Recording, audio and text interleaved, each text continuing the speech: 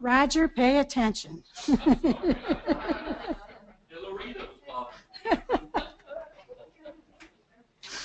Good afternoon, everybody.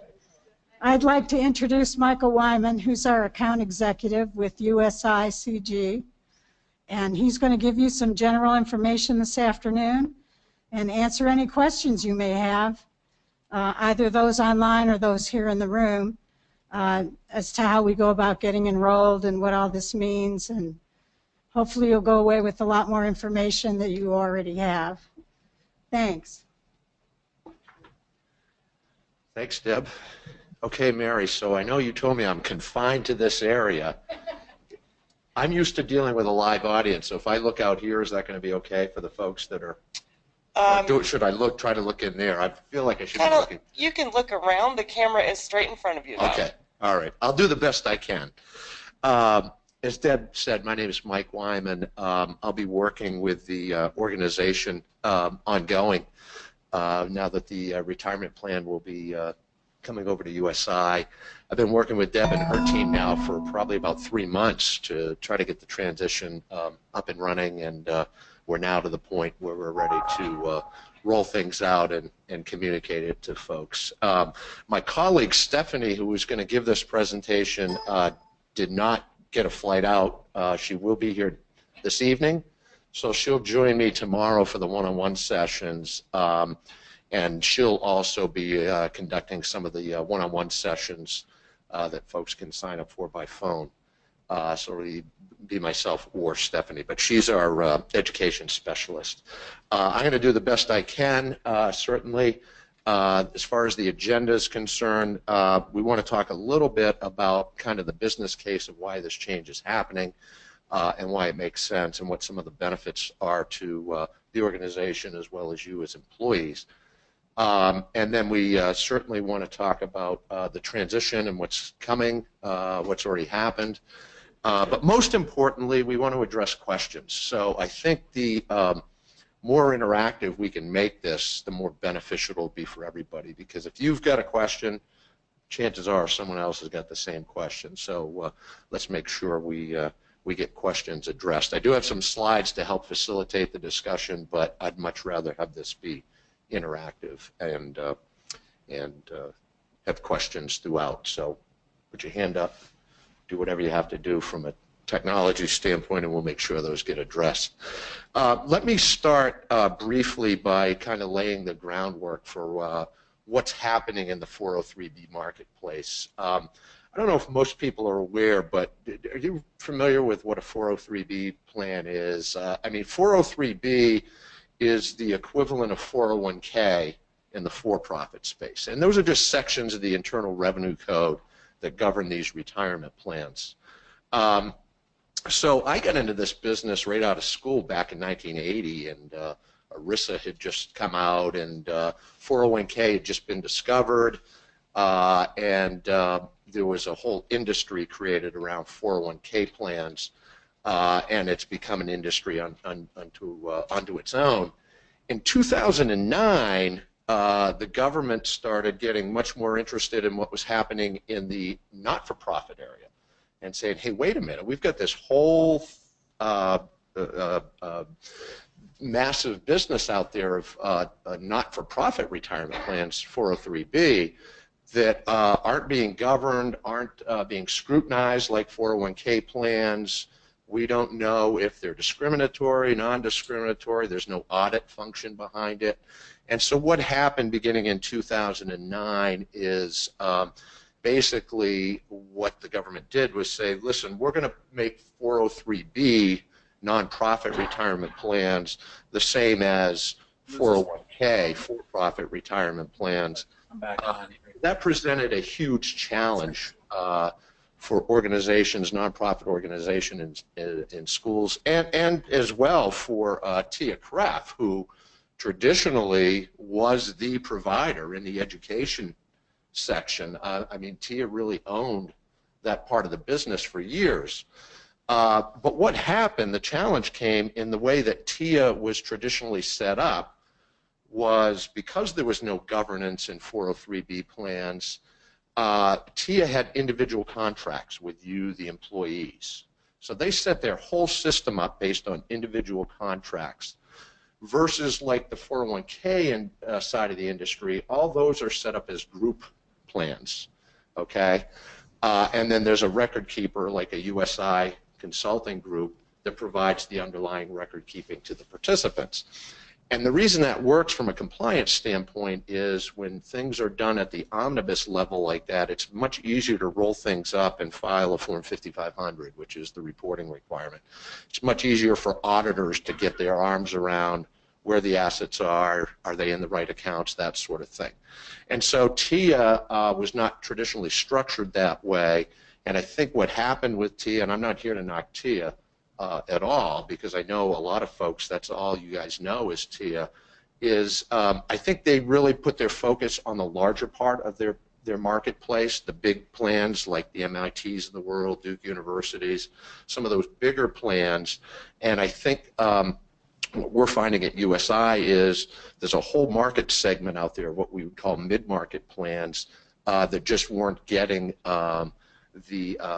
the support they needed from a compliance standpoint, and that really precipitated a change for the organization to be able to comply with all the new regs and that sort of thing, because the penalties for not doing so are pretty steep. What we did, as I said, was we were geared up particularly to be able to address this 403B marketplace because we had already been doing a lot of work with nonprofits and our systems had been built in a way that we could do that efficiently. And at the end of the day, what we're doing is we're simply bringing you a more diverse platform of investment options, mutual fund options. And the committee, or call it the president's cabinet, has gone painstakingly through due diligence process to make sure we're offering very competitive funds, not only from TIA-CREF. We're continuing to offer a lot of the TIA-CREF funds that were in the plan previously, particularly if they stood up to the scrutiny from a fiduciary standpoint and were good performing funds. But we're adding funds from other fund families as well. And one thing you'll notice is USI Consulting Group, we do not manage mutual funds. We have no conflict of interest in pushing our own funds. We really don't care what you invest in. I mean, I do, because I want you to invest wisely. I want you to invest age appropriately. I want you to invest according to your risk tolerance, and we'll talk about some of that. But I don't make any more or less money depending on where you invest your money. Is there a question? Was there a question back there? Oh, okay. I saw somebody there. So I just want you to know that we're totally neutral. We get paid the same no matter where you guys decide to invest. We get paid the same no matter if you decide to leave your existing balances at TIA and start your new balances at USI. That's totally up to you, totally your individual choice. Okay? One of the things I would say is the TIA funds that we're offering are a pure mutual fund version of the TIA funds. I was talking to someone in the HR area earlier today. What we're doing is we're giving you the mutual fund version. Unlike TIA, we don't wrap those funds with an insurance wrapper. We're not an insurance company. And so if you're going from a TIA T4 share class to a retirement share class, which we're offering under this program, what you should find for a comparable fund is the expense ratio is a little bit lower because there's no wrap fee, there's no insurance product attached to that. I'm not going to sit here and tell you that everybody's fees are going to go down, but they have the potential to if you invest in like funds. Okay, does everybody get that? Also, you'll notice the mutual funds that are in under the USI program have a ticker symbol attached to them. And you can put that ticker symbol in Google and find out anything you want to find out about the fund. It's a pure mutual fund. Okay, with the TIA funds on the TIA platform, you can't do that because of that insurance wrapper they put on it. Okay, so information should be readily available to you to be able to find that very easily just by putting it into Google. So a little bit about USI Consulting Group. Myself and Stephanie and the retirement group are based out of Glastonbury, Glastonbury, Connecticut, where there was about 1.5 feet of snow earlier this week. That's why Stephanie didn't make it, but she will be here tomorrow, as I mentioned. And we have offices throughout the country. We do about 1,400, retirement plans of organizations similar in size to you. That really is our niche, is what I would classify as a kind of a mid-market client. Based on your size and so forth. Many of those, as I mentioned, are not-for-profit 403B, and many of them are in the education area. So, we don't know you as well as we'd like to, and we're going to get to know you better, but we do have a lot of experience dealing with the schools and the challenges, that you folks face and what you're most interested in. And, we will certainly be here to be receptive and listen to what your issues are and what you're trying to solve. And that's the purpose of doing some of the one-on-one meetings. Yes? Just a couple of quick questions. Sure. I think the President's Cabinet, acting as a retirement committee, has had a chance to go through these funds. Yeah. We've looked at it. Most of our employees probably only got the distribution selection this afternoon. And so there may be a level of discomfort about how you go about selecting something that you really haven't had an opportunity to look at. And I'm not in any way questioning how sophisticated our employees might be about selecting, but I think the consultant is going to be absolutely critical. And how you work with us individually and making sure that we make the best decisions we can for our retirement plan. That's one thing. And then the second thing I really want to emphasize to the people online and both the people in the room, if you've been investing in PIA-CREF, you don't have to touch that information that's already been invested. Correct. That's correct. Correct. So that you really talk, if you want to stay with PIA-CREF, you have that option. But any money that you want coming out of next year that you want to invest in USI, you will have an opportunity to do that. Yes. Let me address the second. My third point. Yeah. How many universities and colleges does USI work with today? Okay.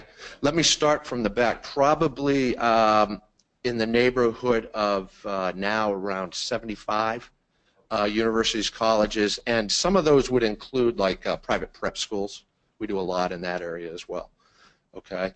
The second part of your question, as far as, just to make sure everybody understands, we're going to go through this in some detail in a minute when we start talking about the transition.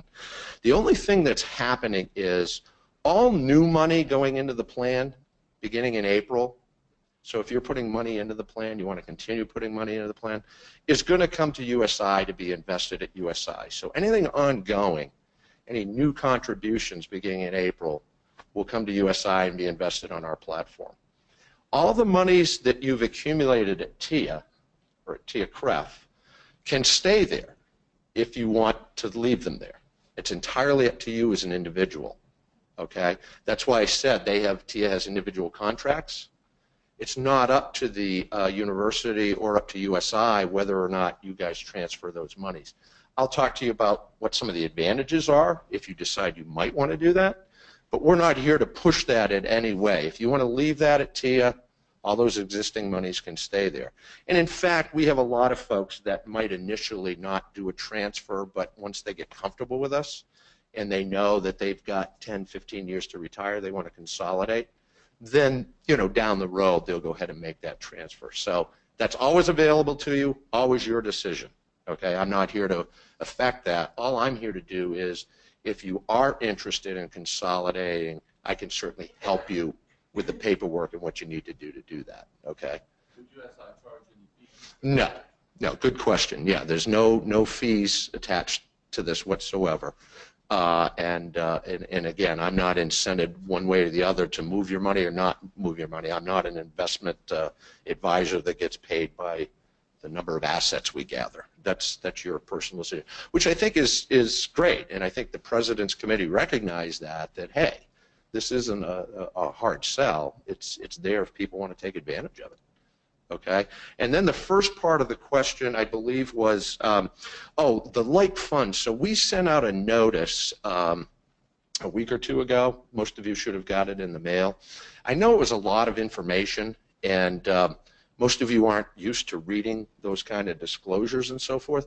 But part of that, just to at least get you initially comfortable with this, was we did what we called a comparable funds chart, where we took the existing funds that were currently at TIA and within the same Morningstar category showed you what was going to be available on the USI platform. So for those that want to keep their investments somewhat the same, we tried to line up what the comparable fund would be. Keep in mind, whatever you decide with your initial investment elections, you can change online once the plan is live daily if you wanted to. I mean, we don't encourage that. We want you to get an investment strategy that you're comfortable with, that makes sense for you. But you're not locked into anything by making this initial investment election. You're not locked into anything long term. I just want to make sure people don't feel like, oh, this is a one-time thing. I've got to really make the right decision. Yeah, we want you to make an informed decision, but you're not locked into anything here. As soon as the plan's live, early to mid-April, you'll be able to go in online and change anything you want. Okay? Make sense? Yes. Beth from LA is asking if you can mention some of the funds that you have, and can you talk about the rollover from TIA to USI and the loan option? Yes, and that's all in the presentation, so if you don't mind, we'll just keep walking through and I'll make sure all those are going to get addressed. Okay, great questions. Okay, as far as benefits to employees, we've talked about most of them. One of the things, in addition to the open architecture mutual fund platform, that we think should be advantageous to you is the education and the tools we provide to help you guys retire comfortably. Not only the fact that we're here and will continue to be here and continue to offer one-on-one consultations, but we have many online tools that you'll be able to utilize too, which will help you, and I'm going to talk about that as well. Okay? So what to expect next, and then we'll go into the funds and the loans and those kind of things. You get the transition notice or should have received it in the mail. We're giving everybody an opportunity to consult with us one-on-one, either while we're here in person or by phone. And we want to make sure that everybody that chooses to take advantage of that does so. We can help you really with anything. If you just want to talk about retirement in general, we're happy to do that. But what we wanted to make sure we did was give everybody an opportunity to help them with the forms, particularly if they had questions about, oh, geez, well, here's what I'm invested in now. What would, if I wanted to do something similar, what should I do? So during those one-on-one sessions, if you have a TIA statement available, it would be very helpful for us to be able to guide you, based on what you have currently. So if you're able to bring a copy of your TIA statement, that'll be beneficial. The other thing we're going to be looking for you to do is to update your beneficiary form. Whenever there's a transition like this, it's always a good time to be thinking about your beneficiary designation. So if you have kids and a spouse and you want to name your spouse as primary and the children as contingent, bring their Social Security numbers, because that's part of the form. We're going to collect those up front, and then ongoing, I talked to Deb and her team earlier today, we're going to go ahead and set you up on online beneficiary so you'll be able to maintain that online going forward. So if anything changes in your life, you'll be able to go right online. But initially, we're going to want you to do the hard copy of that so we can load that into our system. Okay? Make sense?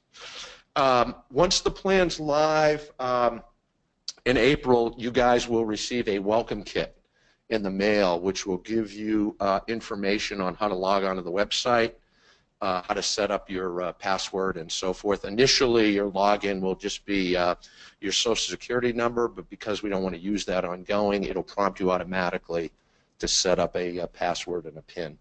And of course, most people forget their PIN, so we've got a call center available to help you reset that, because that you'd be amazed how often that happens. Okay. So I already mentioned the investment election form, the beneficiary form. Anybody that's new that isn't been participating in the plan, that wants to and that's eligible, you do that the same way you've always done that. You do a, you call it a salary reduction form, I think, or a salary modification form that Deb and her team collect so that they know how much to withhold from your paycheck and how much you want to put in. So anybody that's new that wants to start should make sure they do one of those salary modification forms and get it to Deb and her team so that they can start with the payroll in April or whenever it is you want to start. Anybody that wants to change, that's another thing. People usually, when there's a transition, they say, geez, you know, maybe I should try to save a little bit more. So say you were saving 4% of your pay and you wanted to go to 5%, you still do that through Deb and her team and through that modification form, okay, because she needs to get that information to us through payroll. Does that make sense? So all your investment stuff after the initial one you'll do online. Any modifications to your contribution you'll still do through Deb and her team through payroll. Make sense? Okay. As I said, I wanted to talk a little bit about your current balance. Totally up to you whether you choose to transfer that now or down the road to USI. It's not mandatory. And like I said, a lot of people, if they're not comfortable doing that initially, they may consider it a year or two down the road. Again, we'll be around to help you accomplish whatever it is you want to accomplish here. Okay. There's some advantages. We already talked about these. I'm not going to go into in too much detail. One of the services I did want to mention, though, is what we call Morningstar Retirement Manager. That's a free advice service that's available to you by a totally independent. Have you guys heard of Morningstar? I mean, okay, it's a pretty well-known name in the industry. Totally independent. USI has an agreement with them because we have so many plans and so many participants. Morningstar will actually provide investment advice to our participants at no charge. So you'd go in and you would, if you didn't know what you wanted to invest in, or say I gave you some guidance but you were still unsure, or 6 months from now you want to take another look at this and see if it's appropriate to make some changes, you can go into the Morningstar advice tool and they will actually, based on the information you put in, they'll actually come up with a specific recommendation for you based on your age, your risk tolerance, and it's not going to be like put 50% in equity and 30% in bond. It's going to tell you specifically, geez, we think you ought to have 40% of your money in this fund, ABC fund or whatever it is in the plan, 30% into XYZ fund, and they'll give you a specific recommendation. Morningstar has a higher level service called Morningstar Manager, but there is a fee for that. So what we find is there are people, I've had couples that have utilized that. If you don't have an investment advisor and you want one and you think you have enough money accumulated, you can always opt for that service. It costs 0.75% a year, which if you went out and hired an investment advisor, you'd find that that's a very reasonable fee. So keep in mind, the advice tool is totally free. The retirement manager tool there is a fee for, but we have about 3 screens you have to go through before you hire Morningstar to manage your retirement plan, because we want to make sure you understand what's associated with it. I think most people will find the advice tool very beneficial. Okay. I always mention this in the presentation because I'm amazed at how many folks don't know this about TIA. This is unique to TIAA-CREF, but if you have money in what's called their traditional account, which is the one that's kind of their guaranteed account where they pay you, say, 2 or 3% interest, that money's tied up for 10 years, okay? No one else in the industry is doing this anymore, but TIA still is, so you should be aware of it. So you get to be my age, say you're 55, and you're planning to retire when you're 65 or 67, you may want to think about starting that transfer process to get that money freed up if you're planning on using it when you retire. I've had people that are 75 and didn't realize they couldn't get at all their money. So what TIA does is, because that's an annuity account, they pay you out over a 10-year period. Okay? You don't have to move the money from TIA. You could say, hey, I want to start that process and transfer it to USI. You can transfer it right within TIA too.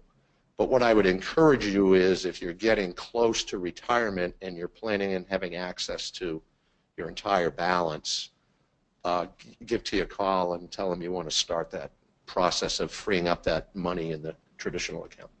Okay? Does everybody understand that? Any questions on that? Okay. Let's talk about investing, because there were some questions about investing, and I think this is a big part of what we're doing here initially.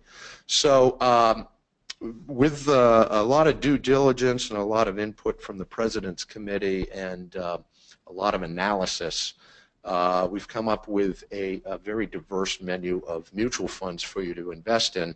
In fact, there's 34 different options, and I'm going to cover them briefly, and I'm also going to show you kind of how they line up compared to what you have currently. So this is similar to the list we sent out with the disclosure. What it does is it shows your current fund at TIA and what the comparable fund would be at USI. And then these are sorted by investment category to the right. That's the Morningstar investment category. So for instance, this first page shows all the domestic stock funds that you'll have available to you: a stock fund, an equity fund. These are small, mid-cap, and large cap. For those that you don't know, that's just the capitalization of a company. So most of you would be able to tell me what a large cap company is: McDonald's, IBM, Microsoft. Probably most of you can't tell me a small company, because those are the startup companies. Like Microsoft was one small cap company. Now it's a mega large cap company. So obviously small is more riskier than mid, which is more riskier than large companies. Large would be your blue chip type options. So you see you have several of those available to you. Whoop. What did I do? Did I do something?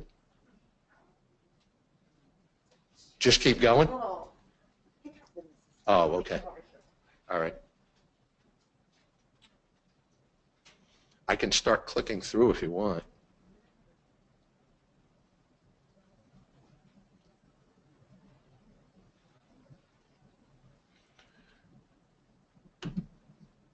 Okay, great. Is that where you were? Yes, thank you, Mary. So let me just take you through a couple of examples. So I can't read that from there, but I can from over here. So in the large value space, you had the TIA-CREF large cap value T4 share class. And because the committee did some due diligence, and we recognized that from a fiduciary standpoint, that's still a pretty competitive fund, what we did was we put in the TIA-CREF large cap value retire share class, which is the pure mutual fund version. So if you had your money or a portion of your money in that fund and you want to keep it the same with the money that's going to USI, you would just select that like fund. What we also did was, if we thought there was a very competitive fund out there to give you an additional option in that space, then we added it. So in this case, the Pioneer Equity Income Fund is a new fund to the plan, so that somebody that is looking to go outside of the TIA family and wants a competitive fund in that space, that's available to them as well. And we did that, and we went through each asset category and did that painstakingly to make sure that it was the least disruptive as possible. If there wasn't a fund available, like the CREF stock fund is not available in a pure mutual fund version, it's only available on the TIA-CREF platform, then we chose a fund that was best in class in that category, and in this case the committee chose the Columbian Contrarian Core A fund in that space. Okay, so that's how we went about this.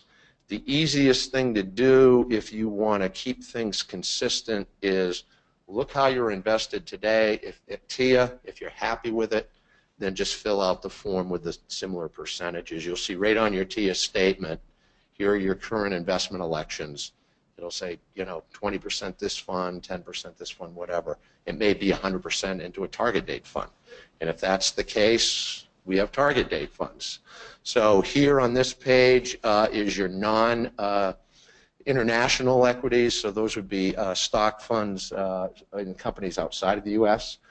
World stock is international plus U.S. So if you want world exposure and you want to use one fund, we're making the Oppenheimer Global Opportunities available. And then you get into your real estate fund. So TIA had a good track record there, so we put in the retire share class on the real estate side. And then you get into your target date funds. Okay, is everybody familiar with these target date funds? Because these have become extremely popular and are really gathering most of the assets in today's environment. The concept of a target date fund is a set it and forget it strategy. It's kind of like your extra value meal, one-stop shopping. Okay, so based on your age, a lot of times your age should dictate your risk tolerance. The younger you are, you've all heard that, the younger you are, the more risk you can take because you have years for the market to go up and down, and we know over time the market has always gone up. You get to be my age, you get within 10 years of retirement, then you're sort of like, you know what, I've accumulated a fair amount of wealth. I can't afford to lose that overnight, so I'm going to become more conservative. I'm going to have more bond investments. The target date funds do that for you automatically. That's why we say it's set it and forget it. So you pick the date closest to when you want to retire. There's no magic to that. If I'm in the 2025 fund, I don't have to retire in 2025. I can work till I'm until 2035. The money will stay there. There's nobody that's going to make you take it out. But it's just age appropriate for somebody like me that maybe has about 10 more years to go. And what they'll do is, as I get closer and closer to retirement, JP Morgan, who manages the funds, will automatically make that more conservative. And when I reach retirement age, I'll have about a 35% equity or stock exposure, and the rest will be bonds, and they'll manage that for me as long as I keep it in the plan. So they're very popular. If you don't know what to do and you're not interested in using the Morningstar Advice tool and you're not interested in what Mike Wyman's got to say, I would tell you that most people are better off in a target date fund than they are trying to do it on their own, because it builds in discipline. You're not chasing the latest performance. You've got somebody professionally managing your money, and it builds those kind of investment discipline things, diversification and all of that, automatically for you. It's not for everybody, but again, it's something to look at because they're becoming more and more popular. And certainly if you were in one at TIA, you can move right into the JP Morgan similar target date and so forth. Everybody get that?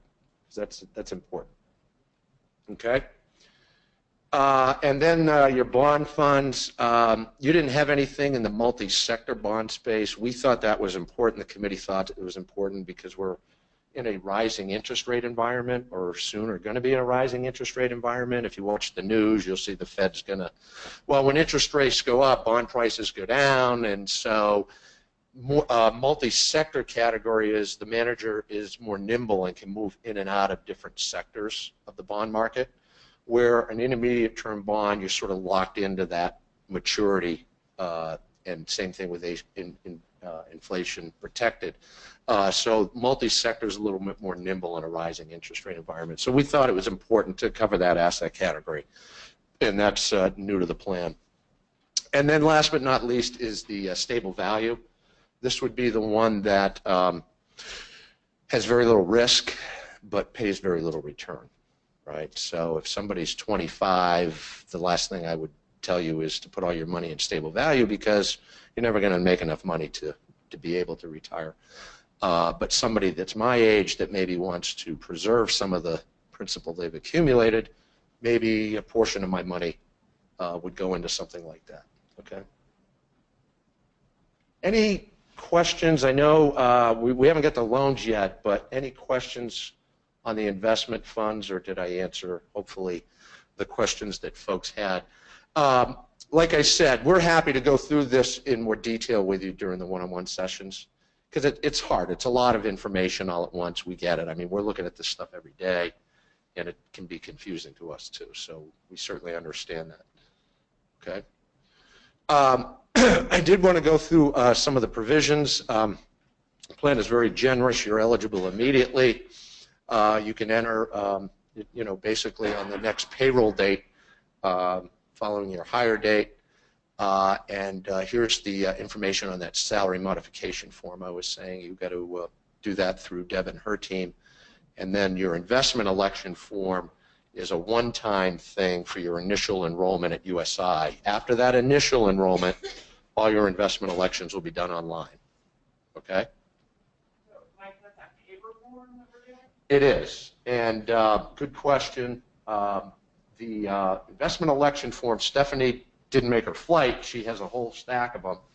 But there is one in the back of the enrollment kit, which I believe people got electronically today. If you go to the back, there's an enrollment, an investment election form, and there's a beneficiary form in there. So you can print those right off the electronic enrollment kit you got. You can wait till tomorrow when Stephanie gets here. She'll have a supply. You can use one of the enrollment kits and tear it out. Okay? However you'd like to do it. Good? Okay? And don't forget the beneficiary form. Just so you know, I wish I was in a position to take full advantage of what you can put away in one of these plans. $18,000 a year.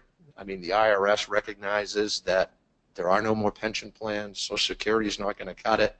So they're really allowing more and more monies to go into these plans on a tax advantage basis, right? Keeping in mind anything you put in, you get an immediate tax deduction for. It accumulates tax deferred, and you don't pay taxes until you start taking money out. And hopefully at that point you're in a lower tax bracket. That's the whole concept of retirement. Once you reach age 50, and if you're in a position to do so, you can put an additional $6,000 a year in what's called the catch-up contribution. I'm over 50. I'm not in a position to do that. I just put 3 kids through college. But if I was, or if my spouse was independently wealthy, you think about it, you could put $2,000 a month in one of these plans. So if you're ever in a position to do that, it's just good to know. And those max amounts will get indexed up as cost of living goes up and so forth. So if you're ever in a position to do so, those are the maximum amounts, okay? Loans, we had a question about loans, and I want to spend some time on that. I think we're doing okay on time because the loans in the program here are much different than what people are used to at TIA. At TIA, when you take a loan out, the loan is between the individual and TIA, the organization. Okay, you have to segregate your money and you put it in the traditional account, and they pay you whatever interest rate they pay you, but you pay an interest rate on your loan, and that money's going to TIA. Okay, so you may be getting 3% in the money you set aside in the traditional, but you may be paying 5 or 6% to TIA for your loan. The loans in the USI program are pure participant loans. It's a loan between the plan and you as an individual, and you're actually borrowing money in your own account. So if you take a loan from the USI plan, you're paying yourself back the interest, okay? It's not going to someone else in the plan. It's not going to USI. It's not going to the university. It's not going to TIA. It's going into your account. So if I take a loan and the interest rate is 5%, each pay period I have to make a payment on that loan. All the payments are made through payroll deductions. There's no checks. It's all done through payroll. But that 5% is going right into my account. Okay, does everybody understand that? That's a huge difference. Okay? We don't encourage people to take loans, but it's nice to know they're available if you need them. Okay? The disadvantage of taking a loan is you're taking money out of your account, you're taking money out of the market. If the market's going up, you may be getting 5% on your money, but you're not getting 10% that you might have gotten in the target date fund, for instance. So keep that in mind. The limitation is one loan. The loans you have at TIA are grandfathered. But we do have to take that into account since it's the same plan. So if you have an outstanding loan at TIA, before you can borrow money in the USI account, you have to pay that loan back, okay? If you have multiple loans outstanding at TIA, that's between you and TIA. But to borrow money in the USI account, you need to pay those back. And that's all governed by, that's not like a USI thing, that's not a union institute thing. That's governed by tax law and the IRS, okay? Does everybody understand that, how loans work? So the big advantage is you're borrowing your own money, okay? The disadvantage is you're taking money out of the market that could be invested on your behalf. But you're not paying us, you're not paying the organization. Other forms of distribution, obviously retirement. You also have a provision in your plan that once you reach age 59 and a half, that you could continue working and take money out if you wanted to, which is nice. That's the age at which the IRS no longer penalizes you for taking money out early. So that's by law. When you leave, these are totally portable, right? That's what they're designed to be.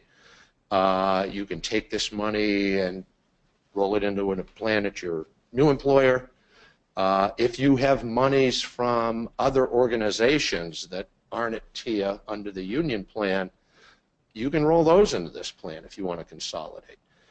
The intent is for these, because people change jobs more frequently than they used to, because there aren't pension plans like there used to be, the intent is that these are totally portable and you take them with you, okay? And there's no penalty for doing that. You may have to pay a rollover fee or a distribution fee, but other than that, the money's yours to take with you. Obviously, death, disability. And you guys do have a hardship provision, but that gets very complicated. There are very strict rules around hardship distribution, so that's something you'd have to run through Deb and her team, because you need particular documentation. It's got to be for like a medical emergency or education or those kind of things, okay? Everybody get that? I think it's important to know how you can get at your money, and this plan is very flexible. Yes? For the loan, if someone did want to take a loan out and said they have to pay back in 5 years, are you at a fixed interest rate, or is it variable since it says prime +1? Yeah, that's a great question. Yes, it is. So 5 by law is what a plan loan, participant loan can be, is a 5-year term. However, if you're borrowing the money for, say, a down payment on a principal residence, you could go as many as 10 years, but we'd have to get documentation on that. But your question about the rate is a great one. Yes, the interest rate is fixed. It's prime +1, which is a very attractive rate, and keeping in mind that you're paying yourself that rate. So what is prime right now? 3.5, 3.5, so it'd be about 4.5 right now. But the prime rate will be, the Fed keeps saying they're going to raise the prime rate. But keep in mind, that's probably a more attractive rate than you'd get at a bank. I know my son's trying to refinance some of his college loans right now, and he's not anywhere near 4.5. And you're paying yourself the interest. Good question. Anything else on that? I think we're doing okay on time, Deb. Okay. This is going to be a little bit cumbersome because Stephanie put these in here as she wanted to give you some screenshots of the web. So you'll be getting more information about this, as I said, in the welcome kit. But that is the website. Initially, to access your account, you'd hit retirement account access. This would pop up, and you would put in your participant login and your new registration. Yes, new registration. This is where you'd put in your Social Security number. And I'm sorry, my eyesight's getting really bad. So you put in your Social Security number. This pops up, right, and it prompts you to set up user identification. Okay, so the Social Security is a one-time one-time thing. You'll get instructions on this, and this presentation too is available if people want the slides. But you'll get a flyer on this specifically, you know, on how to log in initially. Okay, and then question came up earlier today. I can't remember who asked it.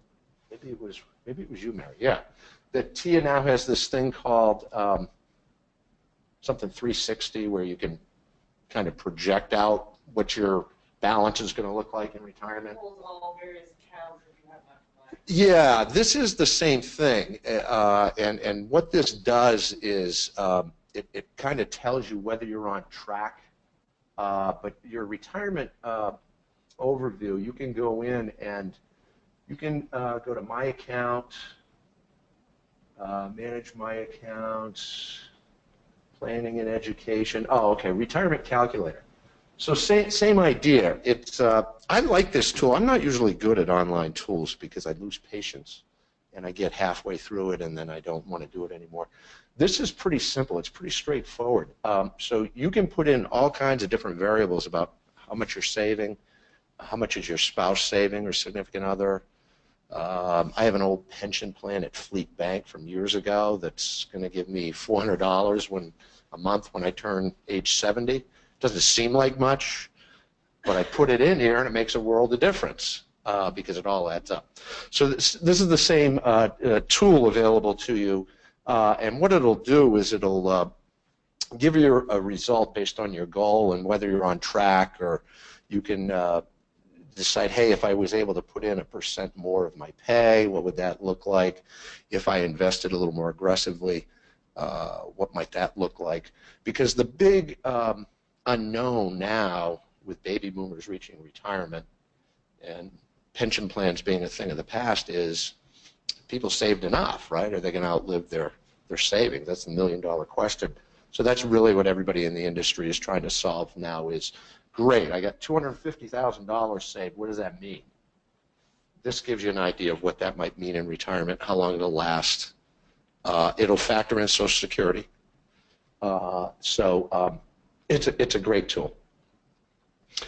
What to do? Really, as I said, I'd encourage you to sign up for a one-on-one, even if you don't have a lot of questions. I think what would we do, 20-minute sessions? Even if you take 15, 20 minutes, even if you take 5 minutes and you just want to double-check something or make sure you've got the right idea of what's going on, go ahead and sign up. And those that we're not able to do live, we'll do by phone. And we want to get these done so that you can get those forms back in by the end of the month. Okay? As I said, bring a copy of your TIA statement if you can, because we'll be able to give you a lot more meaningful information about like funds, how you're invested currently, that sort of thing. And then bring the information for your beneficiaries as well. Okay, if you don't turn in a form by the deadline, we need to put your money somewhere, you know, the money that's going to be coming to us through payroll. So the plan has a qualified default investment alternative, which is the age-appropriate target date fund. So if you do nothing and you still have money coming in through payroll, we'll put the money in the appropriate age-based target date fund for you. And you should have gotten a disclosure on that, along with disclosures on all the management fees for the mutual funds and that kind of thing. Okay. We have some cards I think Stephanie will have with her tomorrow that'll have this information on them. And they're handy because you can put them in your purse, your wallet, you can keep them in your desk drawer. But it'll give you all the contact information of what you need to access your account. So we have live reps available Monday through Friday, 8 to 5 Eastern Time in Glastonbury, Connecticut, that have specifics or specifically trained on your plan. So when you call and you put in these identifying codes, they're able to bring up your plan provisions. If you want password reset, if you want to know something about an investment, whatever it is, and if you want them to be able to, if you're having trouble navigating the web and you want to give them access to be able to help you through that, they can do that. So I don't have that access. They don't trust me with that, which is probably a good thing. but the folks that answer the phones do. Direct access is the, not many people use that anymore, right? The phone, I mean the direct line is the phone, but it is available in case your internet was down and you needed to call somebody. That's available as well. And then direct access is the web. Okay, and that's how most people contact us. So that was a lot. I did get through it in the allotted time, but if we've got some additional questions, that would be great. We've got a few minutes left. Anything from the folks online? Anything I didn't cover, Deb, that you can think of that we should have covered? Okay. I just confirmed that we're getting told a lot of different forms are needed. If we already completed a salary modification form, a new one is not needed if we're keeping dollars the same. But we do need a physical enrollment form for the new USI group. That is So at the minimum, we need one physical form. Yep, that's a great question, Right. and I'm glad you brought it up. So if you don't want to change anything to the amount you're putting into the plan, there's no salary modification form needed. Deb's already got that. It's already set up on payroll. But we do need that initial investment election.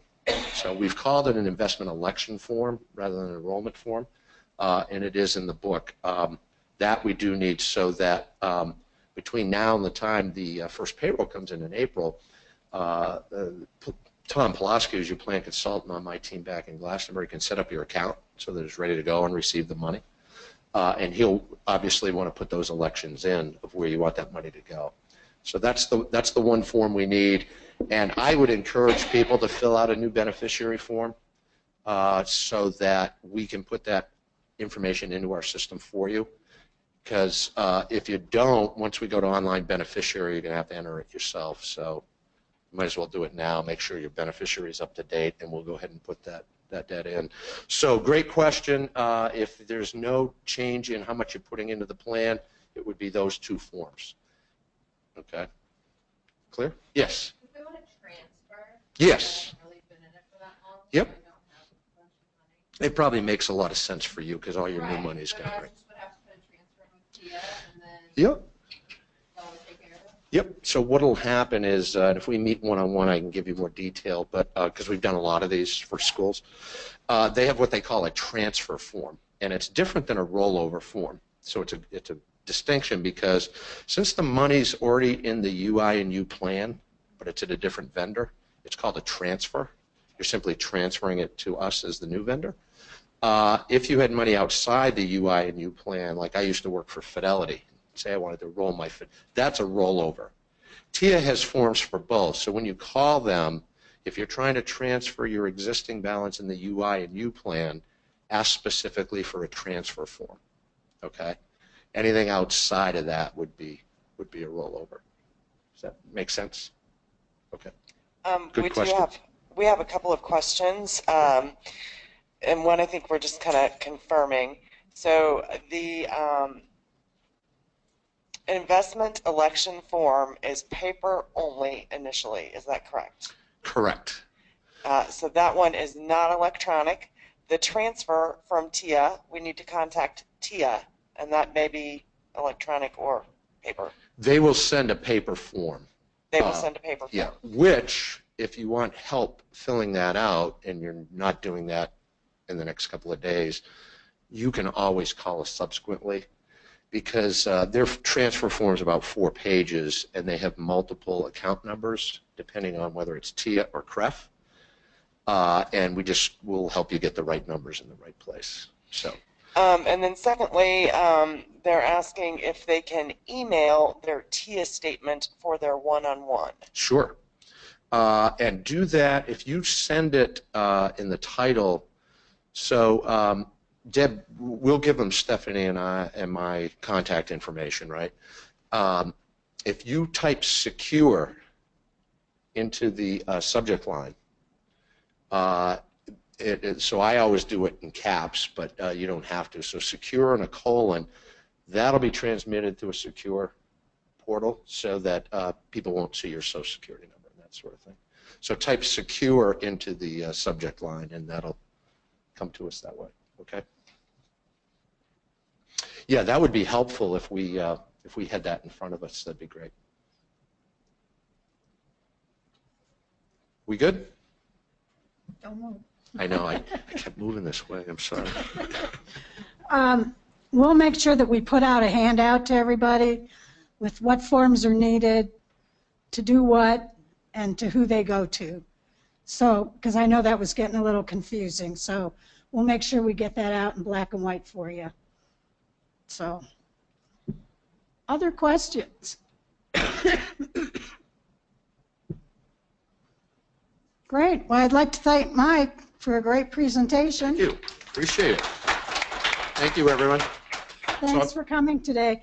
We will make this presentation available on Campus Web so that you can access it if you want to view it again.